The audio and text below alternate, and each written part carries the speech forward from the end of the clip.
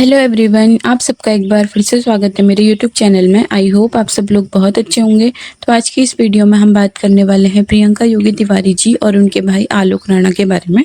तो आज तक जो ऑडियंस है ना, वो प्रियंका योगी तिवारी जी की तो काफ़ी तारीफ करती ही थी, लेकिन जो उनके भाई आलोक राणा है ना, तो उनकी तो हमेशा से तारीफ किया करती थी। आपने देखा होगा पिछले दिनों में कि जो प्रियंका योगी तिवारी जी हैं, वो आरती की सगाई में ना जाने के बाद काफ़ी ट्रोल हुई थी और ऑडियंस का उन पर बहुत ज़्यादा गुस्सा भी फूटा था। ऑडियंस का यही कहना था कि ये रिश्ते निभाने के मामले में जीरो हैं और ये ग्राम प्रधान तो है, लेकिन परिवार को एक करना इनको नहीं आता है। तो इस तरह की बातें प्रियंका योगी तिवारी जी के लिए लोगों ने करी थी और उन्हें बहुत सारा हेट भी मिला था।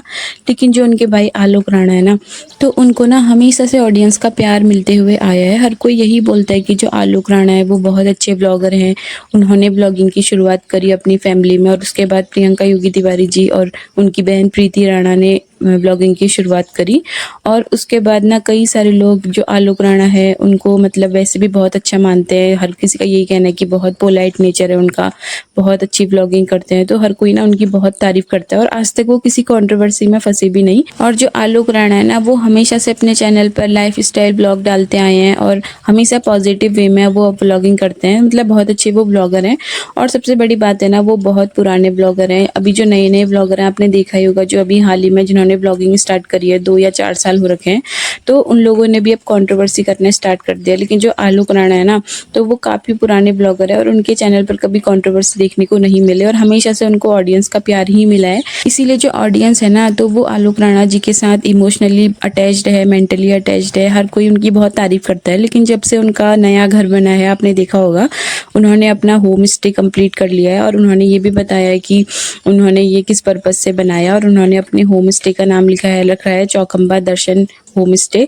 और इसके अलावा ना उन्होंने अपने होम स्टे में 1 नाइट का रहने का चार्ज भी बताया। तो उसके बाद जो ऑडियंस है ना, वो बहुत नाराज़ है, क्योंकि जो ब्लॉगर होते हैं ना, जो उनकी ऑडियंस होती है, उसमें हर तरह के लोग होते हैं। कुछ अमीर लोग भी होते हैं, कुछ मिडिल क्लास फैमिली भी होती हैं और कुछ गरीब लोग भी होते हैं। तो वो लोग तो ब्लॉगर के साथ इमोशनली अटैच हो जाते हैं। लेकिन जो ब्लॉगर होता है ना, इन्हीं बातों से पता चलता है कि जो ब्लॉगर्स होते हैं वो अपने सब्सक्राइबर्स को सिर्फ और सिर्फ व्यूज़ के लिए ही उनका फ़ायदा उठाते हैं।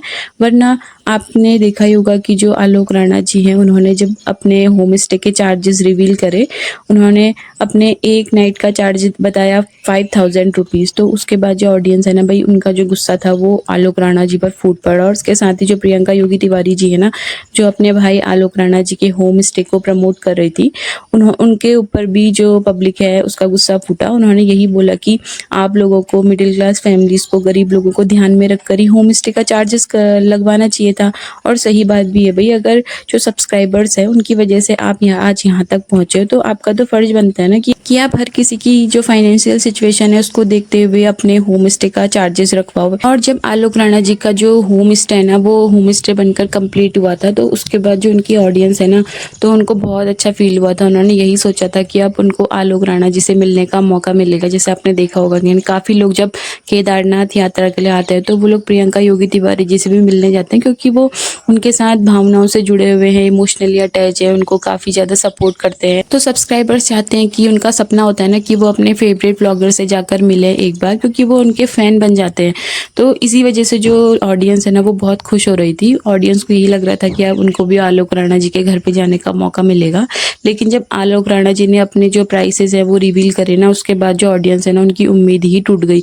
और सब लोगों का यही कहना है कि भाई ये दिखने में तो इतने सीधे साधे हैं, इनका जो बोलने का तरीका है ना, वो इतने पोलाइट वे में है, जिसकी वजह से जो ऑडियंस है वो इनके जाल में फंस गई। लेकिन अब इनका जो असली चेहरा है ना, वो अब सामने आ रहा है कि ये सिर्फ और सिर्फ ऑडियंस को अपने व्यूज़ के लिए इस्तेमाल करते हैं। वरना अगर ये ऑडियंस के बारे में सोचते ना, तो जो अपने ये होटल के, इन्होंने जो होम स्टे के चार्जेस रखवाए हैं, ये थोड़े रीज़नेबल रखवाते। कम से कम इतना तो सोचते ना कि जो हमारी पब्लिक है वो भी हमसे मिलने आएगी। अगर उसमें पब्लिक में हर तरह के लोग हैं, उसमें मिडिल क्लास फैमिली भी हैं, अमीर भी हैं, तो भाई दोनों को ध्यान में रखते हुए इनको प्राइसेस अपने रखवाने चाहिए था। ऐसा थोड़ी कि एक नाइट का 5000 रखवा रहे हो। भाई जो मिडिल क्लास फैमिली वाला है वो कैसे आएगा? कम से कम अपने उन फैंस के बारे में तो सोचो जो आपको रात दिन देखते हैं, आपको देखने के लिए अपने फ़ोन में रिचार्ज करवाते हैं, आपको देखने के लिए अपना समय निकालते हैं। वरना आज के समय में, आज की बिजी लाइफ में ना, किसी के पास इतना टाइम नहीं होता कि वो ब्लॉगर्स को देखे, लेकिन जो ऑडियंस है ना वो इनको भी देखती है और इनके जो बहनें हैं प्रीति राणा और प्रियंका योगी तिवारी जी, तो भाई उनको भी देखती है, उनको देखने का पूरा समय निकालती है। और ये जहाँ भी है ना, जिस पोजीशन पर भी है, तो भाई वो ऑडियंस की वजह से है। लेकिन इन्होंने ऑडियंस के बारे में ना एक बार भी नहीं सोचा। और इसके अलावा कुछ कमेंट्स है जो ऑडियंस ने किए, तो मैं आपसे डिस्कस करना चाहती हूँ। तो पहला कमेंट है, किसी ने लिखा है कि इन्होंने तो किराए के मामले में नैनीताल की होटलों को भी पीछे छोड़ दिया है। वहाँ भी होटलों का इतना किराया नहीं होता जितना इन्होंने अपने होम स्टे का किराया रखवाया है। और नेक्स्ट कमेंट है कि इन्होंने पब्लिक को लूटने का प्लान बना लिया है, वरना ये इतना किराया नहीं रखते। और अगला कमेंट है, किसी ने लिखा है कि आलोक भाई आपको होम स्टे बनाने की बहुत बहुत शुभकामनाएं। आपका चैनल हम आपके जीरो से हीरो बनने तक सारा सफर देखा है, लेकिन अपने होम स्टे का चार्ज आपने जो लिखा है ना वो बहुत ज़्यादा है, आपसे ये उम्मीद बिल्कुल भी नहीं थी।